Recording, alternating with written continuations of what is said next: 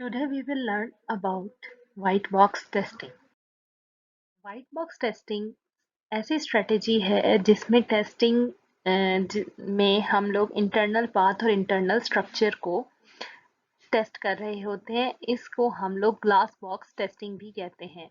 जैसे कि आप देख सकते हैं कि हम लोगों ने वाइट बॉक्स या एक बॉक्स के अंदर जितनी भी फीचर्स हैं उनको अच्छे से देखा हुआ है, उसके हमें पार्ट्स नज़र आ रहे हैं। तो इसका मतलब ये है कि इन पार्ट्स के ऊपर जो है हमारा फोकस होगा, इन स्टेटमेंट ब्लॉक्स के ऊपर हमारा फोकस होगा। तो इसीलिए ये व्हाइट बॉक्स टेस्टिंग कहलाती है कि इसमें हम इंटरनल स्ट्रक्चर, जैसे किसी भी हम लोग ग्लास बॉक्स के से या किसी भी शीशे की चीज़ से अंदर का स्ट्रक्चर, अंदर जो भी चीज़ है उसको देख सकते हैं, वैसे ही हम लोग टेस्टिंग को इस बेस पे करते हैं कि हम उसके इंटरनल जो भी काम हो रहा है, इंटरनल जो भी स्टेटमेंट्स हैं उस पूरे यूनिट की हम देखें।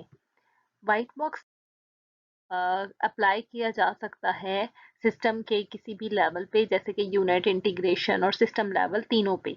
मगर यूजुअली हम इसको इक्वेट करते हैं विद यूनिट लेवल के। जो डेवलपर है यूनिट टेस्टिंग करता है और डेवलपर के जो यूनिट टेस्टिंग के अंदर वाइट बॉक्स टेस्टिंग की स्ट्रेटेजी यूज़ की जाती है, जिसमें इंटरनली स्ट्रक्चर जो है और प्रोग्राम की फंक्शनैलिटी को देखा जाता है कि उसकी जो इंटरनल स्ट्रक्चर है, जो पाथ है, जो इंफॉर्मेशन उसमें सर्कुलेट कर रही है वो सही से काम कर रहा है कि नहीं कर रहा।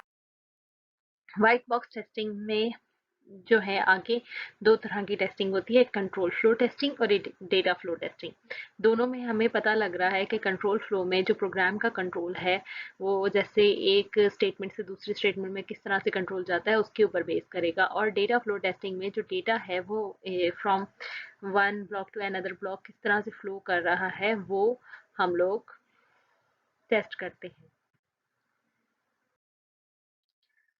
सिमिलरली कंट्रोल फ्लो टेस्टिंग में हम लॉजिकल, अगर हम लोग देखें कि कंट्रोल फ्लो किसी भी प्रोग्राम का किस चीज़ पे बेस कर सकता है, तो एग्जीक्यूशन पास्ट पे कर सकता है, लॉजिकल डिसीजंस पे कर सकता है, इसके अलावा उसके लूप्स पे कर सकता है। यहीं पे हम एक और कॉन्सेप्ट को जो है देखते हैं कि वो इसके साइड बाय साइड चल रहा होता है, कवरेज मैट्रिक्स कि कितने जो है हमारे टेस्ट केसेस कंप्लीट है। अब जब भी हम टेस्टिंग करते हैं कोई ना कोई टेस्ट केसेस तो हमारे साथ होंगे। तो कंट्रोल फ्लो टेस्टिंग करते हुए जब जिस तरह से कंट्रोल फ्लो मूव करता है वो किसी बेसिस पे ही करता है। कुछ कंडीशंस के अंदर क्या वैल्यूज आई हैं, कुछ वेरिएबल्स के अंदर क्या वैल्यूज आई हैं, उसकी बेसिस पे जो है कंट्रोल एक स्टेटमेंट से दूसरे स्टेटमेंट में मूव करता है। तो उन्हीं इनपुट्स को, उन्हीं वैल्यूज को लेते हुए हम जो है वो टेस्ट केसेस बनाते हैं। और यहाँ पे हमारा जो फोकस है वो कवरेज पे होता है कि टेस्ट केसेस ने कितना आपका कोड का जो है पोर्शन वो कवर कर लिया है। इसी के ऊपर हमारा जो है वो बेस कर रहा होता है कि how complete the test cases are, कितने टेस्ट केसेस जो हैं वो कंप्लीट हैं।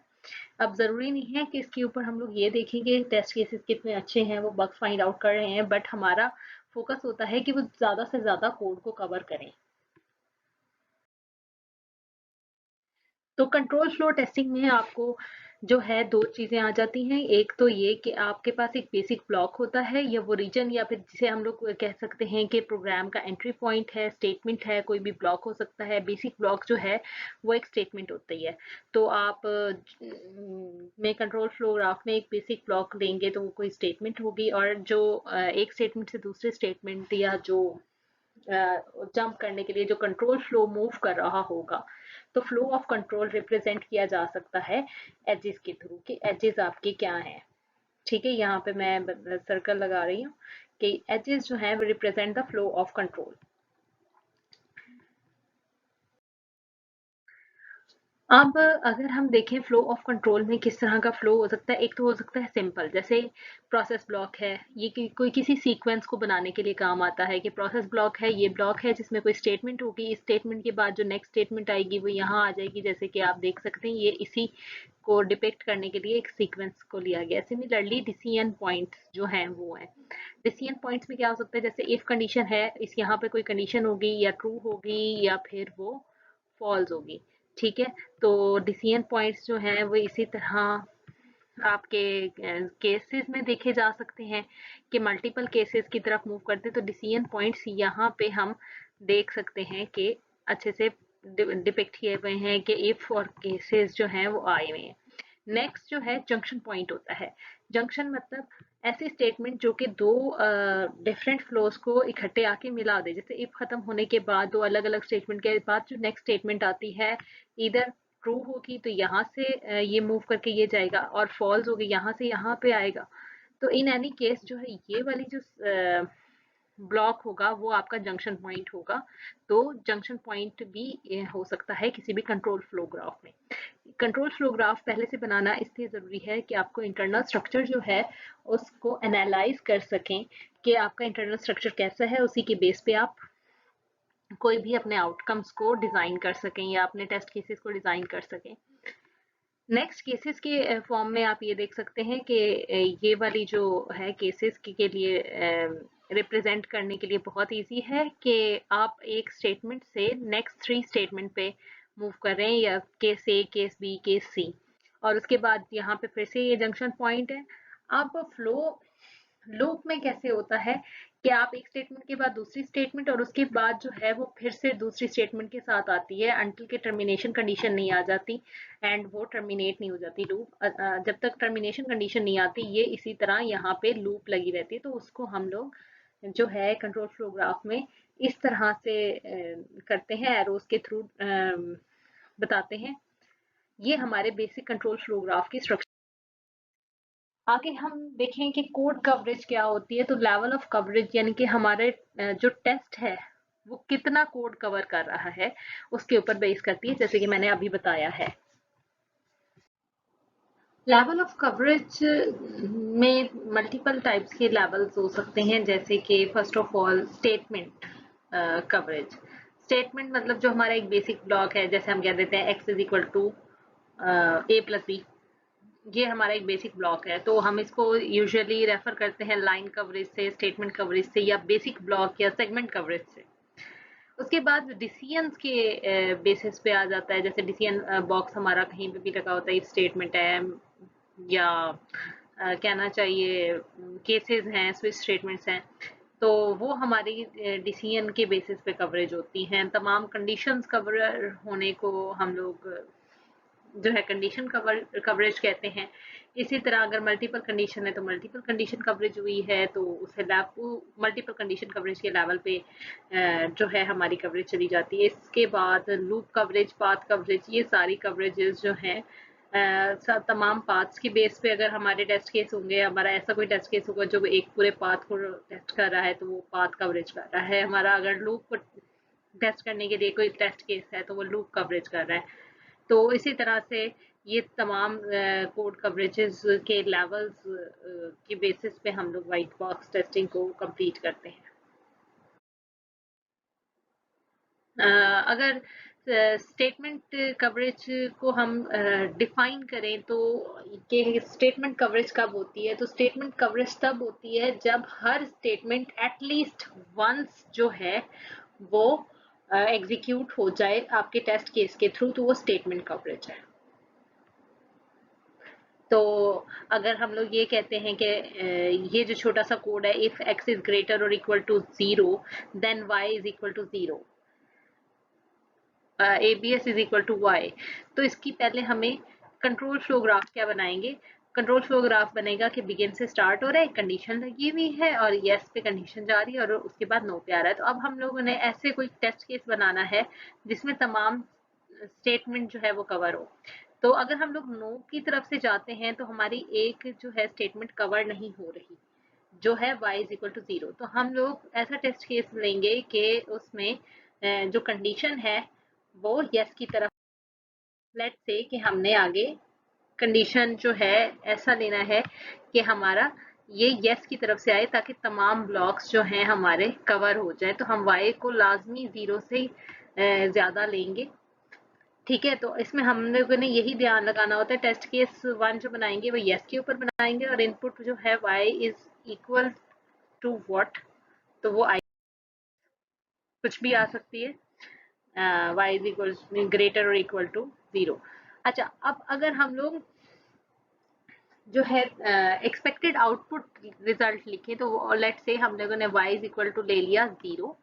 एक्सपेक्टेड रिजल्ट हमारा यही आना था कि अगर हम ये यहाँ से आते हैं y इज इक्वल टू 0 लेके, तो ये यस हो जाता है ग्रेटर देन इक्वल टू, तो y को हमें क्या वैल्यू असाइन करनी है 0। नेक्स्ट जब हमारा y यहाँ आएगा तो वो एवीएस को भी क्या कर देगा, y के इक्वल यानी 0 कर देगा। तो हमारा y का जो एक्सपेक्टेड रिजल्ट है और एक्चुअल रिजल्ट है वो 0 में ही आना चाहिए। तो इस तरह से हम 100% कंडीशन स्टेटमेंट कवरेज पे पहुंच जाएंगे। जैसे हम इस पूरे सिनेरियो से गए हैं और हमने वो वाली पाथ को चूज किया है जहां पे हमारी जो एक स्टेटमेंट है वो पूरी कवर हो रही है, जो रह सकती थी इस पाथ से जाते हुए। अगर हम लोग नो का कोई टेस्ट केस ले लेते, लेट्स से अगर हम लोग ले लेते y इज लेस देन 0 ले लेते, जैसे कि y इज इक्वल टू -1, तो हमारी ये कंडीशन, ये स्टेटमेंट कवर होने से रह जाती, तो स्टेटमेंट कवरेज हमारी पूरी नहीं हो सकती थी।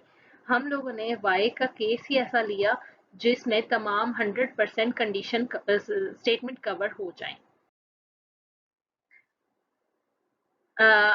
लाइन कवरेज में मसला क्या आता है, जो मोस्टली टेस्टर को आता है या डेवलपर्स को आता है, कि it is very much simple. Bugs जो है वो इजीली अकर हो सकते हैं, क्योंकि कुछ ऐसे बग्स होते हैं जो लाइन कवरेज से स्किप हो जाते हैं। इसके अलावा एक्सपर्ट जो हैं वो जनरली रेकमेंड नहीं करते कि लाइन कवरेज की जाए। हाँ, तब लाइन कवरेज की जाए when there is no other possible solution. तो मोस्ट सिग्निफिकेंटली हम लोग लाइन कवरेज के बाद तभी जाएंगे जब हमारे पास बाकी कवरेजेस क्राइटेरिया काम नहीं कर रहे। नेक्स्ट डिसीजन या ब्रांच कवरेज जो है वो कवरेज मैट्रिक्स में आती है। अब इसको हम ऐसे डिफाइन कर सकते हैं कि in this coverage we have to execute each edge in the CFG at least one. आपका जो भी कंट्रोल फ्लो ग्राफ होगा उसमें जो एक एज है या एक ब्रांच है उसको आपने एटलीस्ट वन टाइम जो है लाजमी चेक करना है। तो आपको उतने टेस्ट केसेस बनाने लाजमी पड़ेंगे जितने में हर एक एज जो है वो चेक हो जाता है। इसके लिए सेम वही एग्जाम्पल लेंगे जो अभी हम लोगों ने पहले स्टेटमेंट कवरेज के लिए ली थी। अब आपको जैसे कि दिख रहा है कि यहाँ पे दो ब्रांचेस निकलती हैं इस डिसीजन के बाद, एक यस में और एक नो में। अब हमारा फोकस ब्लॉक्स नहीं है, स्टेटमेंट्स नहीं है, हमारा फोकस ब्रांचेस है। तो हमने एज को लाजमी हर एज को एक बार जरूर चेक करना है। तो हमारे पास दो टेस्ट केसेस बनेंगे जिसके बाद ही डिसीजन कवरेज होगी, उससे पहले नहीं हो सकती। केसेस जो हैं वो क्या होंगे, फर्स्ट एक टेस्ट केस जो हमें यस से लेके जाएगा और नेक्स्ट टेस्ट केस जो हमें नो के थ्रू लेके जाएगा। तो ये टेस्ट केस बेस करते हैं y में, तो हमारे पास टेस्ट केस में y के इनपुट पे बेस कर रहा होगा टेस्ट केस। तो पहली इनपुट जो है वो y की क्या ले सकते हैं ताकि वो यस में जाए, y की 0 ले सकते हैं या 0 से ग्रेटर ले सकते हैं। तो इसी तरह से अगर लेस देन 0 लेंगे तो नो का केस आ जाएगा और उसके एक्सपेक्टेड रिजल्ट क्या है, एबीएस को हमने y के इक्वल करना है। तो अगर ये यस कवरेज कर रहा है या यस का टेस्ट केस लेंगे तो it must be equal to 0, ये हमारी एक्सपेक्टेड आउटपुट होगी। और अगर हम लोग नो का ले रहे हैं तो it must be equal to the value which contains by y। तो ये हमारे पास एक्चुअल रिजल्ट आना चाहिए, ये एक्सपेक्टेड रिजल्ट के इक्वल है, तो वही आना चाहिए, यहाँ माइनस रह गया। नेक्स्ट आते हैं कि कंडीशन कवरेज क्या होती है। तो अब हम इसकी डेफिनेशन ये कर सकते हैं कि इसके अंदर each condition in the each decision must be both true and false. यानी कि अगर हमारे पास कंडीशन लगी हुई है, सिर्फ कंडीशन बॉक्स नहीं, कंडीशन कह रही हूँ, तो वो दोनों के लिए चेक होनी चाहिए, चाहे ट्रू हो चाहे फॉल्स हो, दोनों के लिए ही चेक होगी।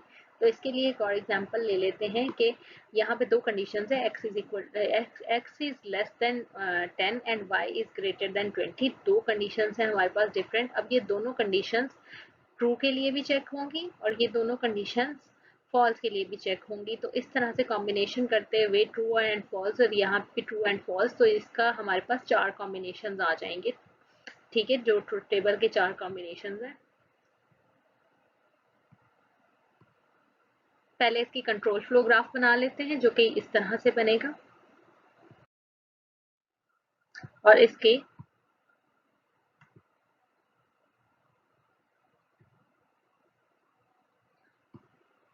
कंडीशन जो है वो ये बनेगी, for the input x is great x is equal to what, y is equal to what, के expected result true and false का है और फॉल्स एंड, तो ये हमारे पास कंडीशन कवरेज होगी। अब यहाँ पे देख सकते हैं कि अगर x इज लेस देन 10 होगा तो ये पहली कंडीशन जो है वो ट्रू हो जाएगी, लेकिन y must be greater than 20, तो लेकिन दूसरी कंडीशन जो है फॉल्स होगी। तो ये ट्रू एंड फॉल्स, ये हमारे पास दो कंडीशंस आ रही हैं। सिमिलरली फॉल्स एंड ट्रू, ये भी दो कंडीशंस हैं। तो y की फॉल्स एंड ट्रू होगी तो x, इसमें हमें x को फॉल्स लेके जाना है। तो ऐसा टेस्ट केस जिसमें x फॉल्स हो जाए तो कब होगा, जब x जो है वो ग्रेटर देन होगा 10 से, या 10 होगा या 10 से ग्रेटर होगा। तो x ले लिया 12 और y ले लिया 30, तो y जो है वो लाई कर रहा है उसमें। तो इन दोनों केसेस में क्या हमारा एक्सपेक्ट, इसी तरह से मल्टीपल कंडीशन कवरेज में आ जाते हैं कि हम फॉर एग्जांपल नेस्टेड इफ ले लेते हैं। तो नेस्टेड इफ में किस तरह से हमें करना है, तो अब यहाँ पे आप देख सकते हैं नेस्टेड इफ आई है तो हमारे पास यहाँ पे दो केसेस हैं, यस यस, यस में आए, यस में आके एक और कंडीशन लगी हुई है, उसमें आगे दो केसेस हैं, यस एंड नो। नो के साथ एक ही केस है कि आप नेक्स्ट ब्रांच पे चले जाएंगे। तो अब हमने मल्टीपल कंडीशन को कवर करना है, यानी कि इस दोनों के ट्रू एंड फॉल्स दोनों को लेके चलना है। तो नेक्स्ट हमारे पास क्या आ जाता है, एक्स मस्ट लेस देन होना चाहिए, y ग्रेटर देन होना चाहिए, किससे, तो अब मल्टीपल कंडीशन आ जाती है। टेस्ट केस 1 में दोनों ट्रू हो जाएं, लेट्स से कि हमारे पास ये दोनों यस में चली जाएं। एक टेस्ट केस आ जाएगा कि हमारे पास एक तो ट्रू हो लेकिन अगली जो है इससे ये भी ट्रू है ये भी ट्रू है, ये फर्स्ट केस हो गया। ये ट्रू है लेकिन ये फॉल्स है, तो सेकंड केस हो गया। थर्ड केस ये है कि यही फॉल्स है।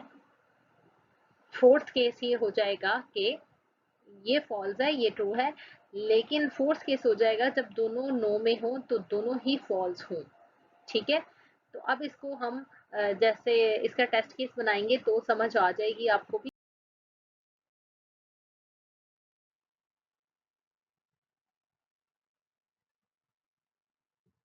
कि किस तरह से कंडीशन कवरेज की है। लेट्स से कि हमने कह दिया कि y की इनपुट क्या होगी कि दोनों ट्रू में चले जाएं और दोनों फॉल्स में चले जाएं। तो आप यहाँ पे देख लो कि इसको इस तरह से हम लोग डिनोट कर सकते हैं, और कंडीशन डिसीजन कवरेज या कंडीशन कवरेज करते हुए हम एटलीस्ट दोनों ट्रू के केसेस और दोनों फॉल्स के केसेस को लाजमी लेंगे, क्योंकि एंड कंडीशन है तो यस पे तभी जाएगा जब दोनों ट्रू होंगे, और फॉल्स पे तब भी जा सकता है जब एक ट्रू और एक फॉल्स हो। तो हमने दो तरह के टेस्ट केसेस लेके इसकी कंडीशन को कवर कर लिया है कि कौन सी कंडीशंस या कौन से डिसीजन के ऊपर जो भी ब्रांचेस हैं उसको जाते हुए कैसे करना है, तो इसके लिए भी टेस्ट केसेस बनाएंगे। इसी तरह से हम लोग वाइट बॉक्स टेस्टिंग में टेस्ट केसेस को कंप्लीट करते हैं, टेस्ट केसेस को परफॉर्म करते हैं, बनाते हैं। और टेस्ट केसेस को बनाने इससे फ़ायदा ये हो जाता है कि इन टेस्ट केसेस के थ्रू जो इंटरनल स्ट्रक्चर है वो इजीली समझ आ जाता है कि इंटरनल स्ट्रक्चर में क्या हो रहा है। तो ये यूनिट टेस्टिंग का ही एक पार्ट जो है कंसीडर होता है। नेक्स्ट जो लेक्चर होगा उसमें वाइट बॉक्स टेस्टिंग के पार्ट 2 देखेंगे, जिसमें हम लोग बाकी लूप कवरेज वगैरह और साइक्लोमेटिक कॉम्प्लेक्सिटी के बारे में डिस्कशन करेंगे।